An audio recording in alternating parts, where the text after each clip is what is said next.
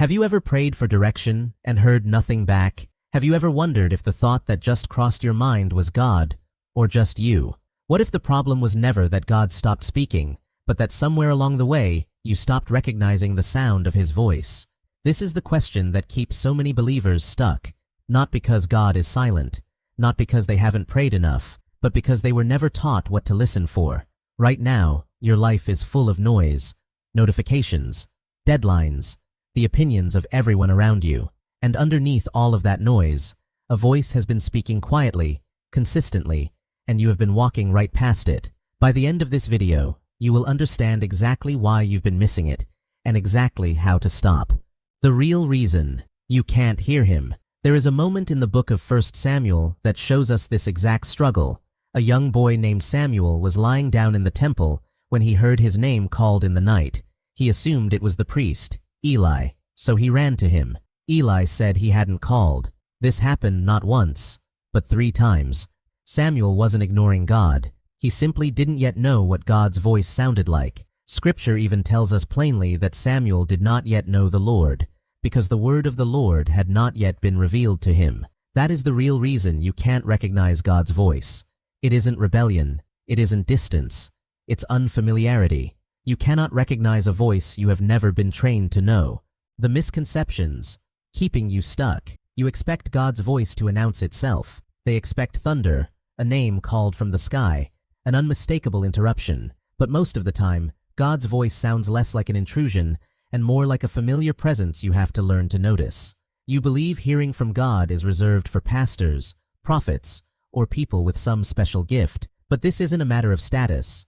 It's a matter of relationship. The more time you spend with someone, the easier it becomes to recognize them in a crowd, even without seeing their face. You assume that if they don't feel something dramatic, God isn't speaking at all. But feelings are unreliable. A quiet, steady conviction that keeps returning to your mind is far more trustworthy than a fleeting emotional high.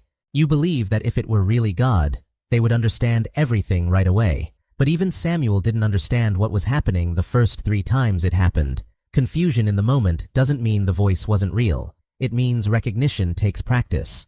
Think about static on an old radio. The signal is there, but if there's too much interference, you can't make it out. Your life works the same way. When your attention is constantly divided between a dozen competing voices, the quiet voice of God gets buried under the loudest one in the room, and lately, the loudest voice in the room has been your own anxiety.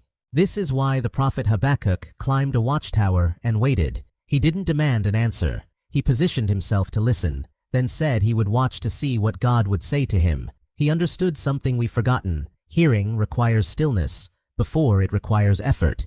So, how do you know when it's really Him? Scripture gives us a filter. God's voice will never contradict what He has already written. It will not lead you into fear, shame, or panic. When the Apostle Paul was confronted on the road to Damascus, the voice that stopped him did not condemn him into despair. It redirected him with purpose. Conviction that leads to change looks completely different from condemnation that leaves you paralyzed. If a thought builds peace, aligns with truth, and steadies you even in hard moments, take it seriously. If a thought builds fear, urgency, and shame, that is not the voice you're listening for. Recognition isn't instant. It's built the same way you'd learn to recognize a friend's voice on the phone. Repetition. Every time you pause to ask, "Was that you, God?" and follow up with scripture and prayer, you sharpen your ability to notice Him next time. Every time you obey what you already sense He said, the next prompting becomes clearer, not because He's speaking louder, but because you've finally learned how to listen. Samuel eventually answered correctly. When the voice came a 4th time, he said, "Speak, for your servant is listening."